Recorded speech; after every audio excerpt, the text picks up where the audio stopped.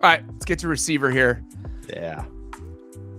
Pretty easy first two guys, first team. Just I don't think there's even a lot to talk about.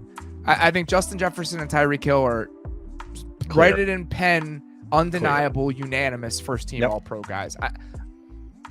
You won't even throw out any stats. Like Justin Jefferson's the best receiver in the league. Yeah. What he's done this season. my bullet point is the best receiver in the game. That's all I have. I mean, what else do you want to say? Justin Jefferson is up there in so many efficiency metrics. He leads the league in receiving yards. He's double teamed at an astronomical rate and still manages to be productive. I believe he leads the league in receiving first downs this season. I mean, everything you want to see from a player you're getting from Justin Jefferson this year. Yep. Tyreek Hill is averaging 3.32 yards per route run. This is the second best mark since PFF started tracking the stat in 2008. I was going to say it was the best since 2012 because I went through True Media. So that's just absurd. Pretty Did you see all the receivers above 7 or above 3 yards per routes run? It's like Julio 5 times. Yeah. It's Tyreek Hill. It's 2019 Kittle. I included tight ends on mine. 2016 Julio, 2021 Cooper Kupp, 2017 Julio, 2015 Julio, and 2021 Debo Samuel was the other one. That was above 3. Makes sense. Yeah. That makes sense. A lot of big plays from Debo last year.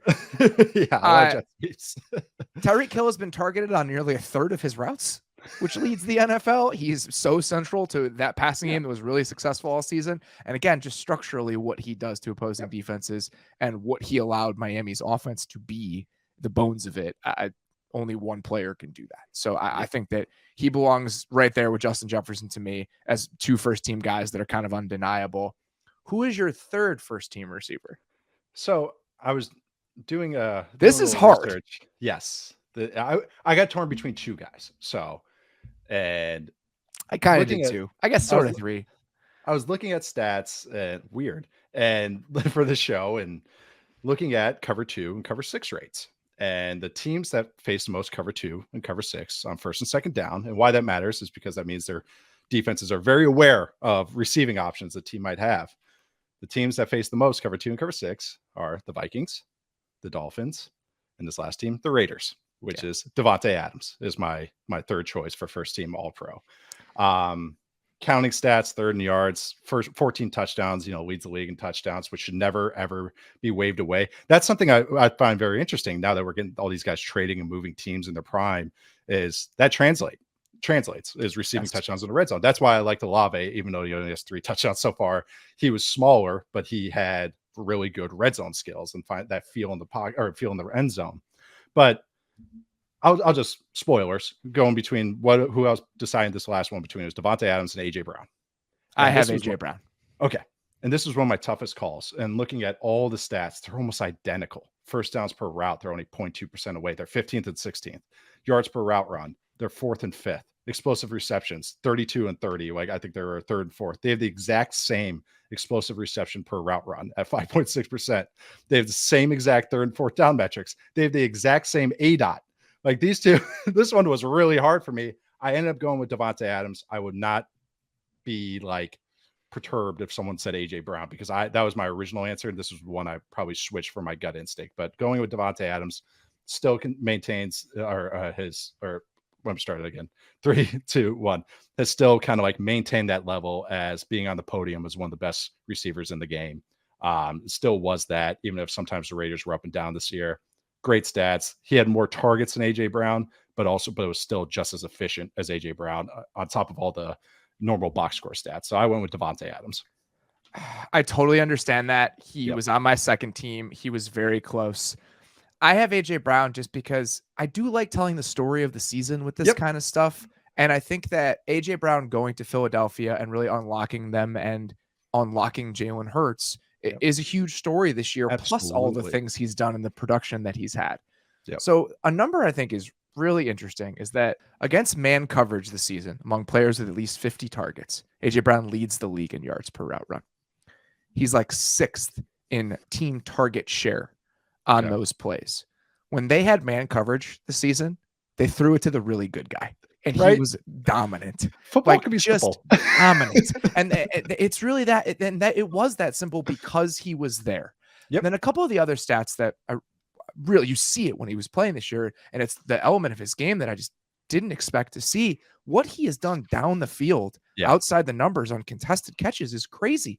The only player with more than 5 deep contested targets this year with a higher catch rate than AJ Brown is T. Higgins. That's who T. Higgins is. That's T. Higgins. Yeah, that's how he makes his money. AJ Brown was. No. And AJ Brown has done that. And he's 4th in the NFL in yards per route run, still 5th in yak per reception over expectation this year. So you're getting the jump ball stuff and you're getting the normal AJ Brown stuff, plus traditional counting stats, plus how he's transformed an offense. That's why I just gave him the nod, but I totally understand putting Davante Adams in there. You could still make an argument that Davante Adams might still be the best receiver in the league on a down-to-down basis.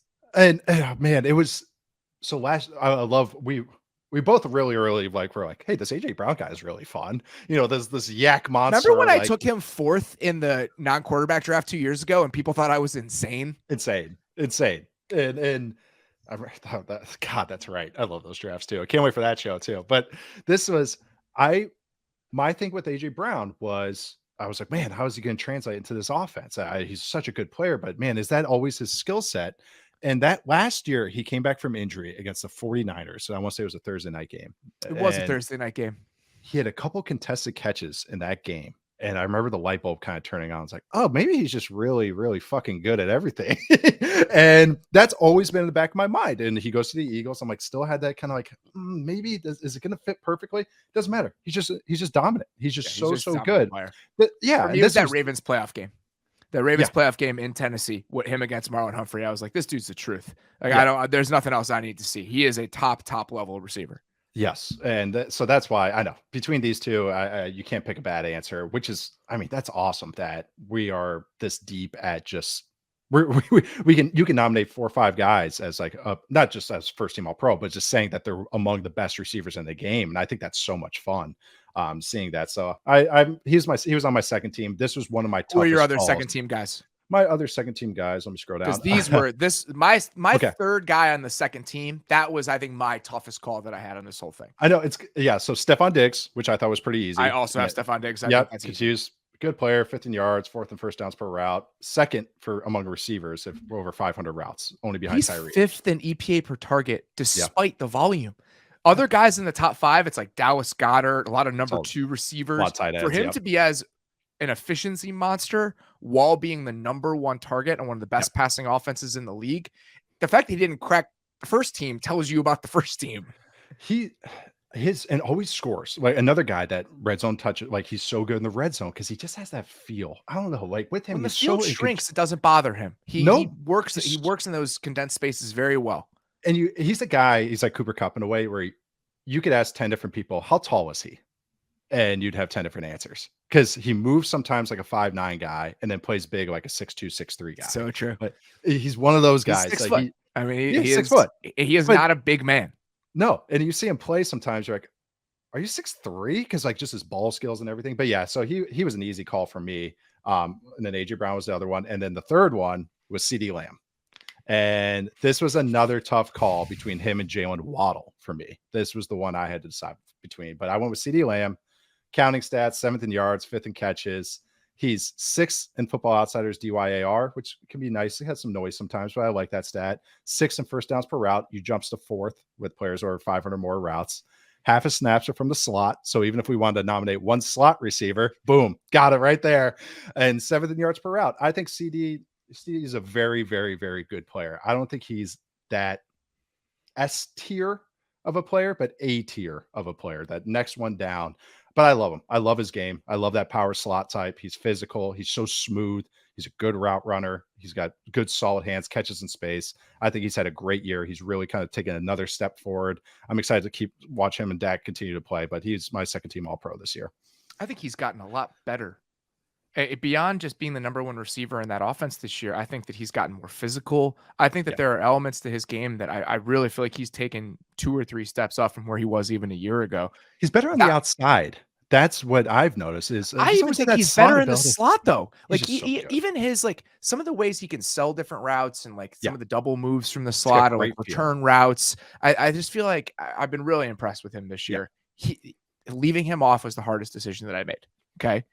When I did this originally, again, just gut feel, he was the 3rd guy on my second team all pro. It was Stephon Diggs, Davante Adams, CeeDee Lamb. And then I started digging into the numbers, and I put Amon-Ra St. Brown on there. I would have been willing to bet this and I actually have a stat for him. So I'm actually excited that you're going to talk about him. All right. So the only players with more first down receptions on third down this year are Justin Jefferson, Amari Cooper, and Travis Kelce. Yeah. Against man coverage on third down, gotta have it moments. 24% of his routes have turned into first downs. It's the best in the league. He is 6th in the league in yards per route run. He also has the 2nd highest target percentage per route run in the NFL after Tyreek Hill. How central he has been to a passing offense that has been, according to EPA per dropback, the most efficient passing offense in the league over the second half of the season. I just wanted to acknowledge that and put him on there. I'm fine with it. So that was one where after I really dug into it, I was like, you know what? I'm putting him in there. He's my number one honorable. Oh, Waddle is my number one honorable mention, and then he's second. Same exact things. He high leverage situations. He's probably one of the best in the game at a third downs. And everyone knows the ball is going there. Opposing teams study where the ball goes on third and fourth down. He's first in first downs per route on third and fourth down. Like it's him, Chris Olave. Spoilers, he's going to be up here pretty soon. And then third, Justin Jefferson. Like, it's a pretty good list. And the other thing with him and why I liked him coming out of college was he was a power slot, even though he's a little shorter. He's just so strong in there. I undersold how smooth he was and his ball skills and everything, his feel for space. That's why they dial up so many plays for him. But him, I know we're going to talk about the stats, but I have to because this is our show and it's me.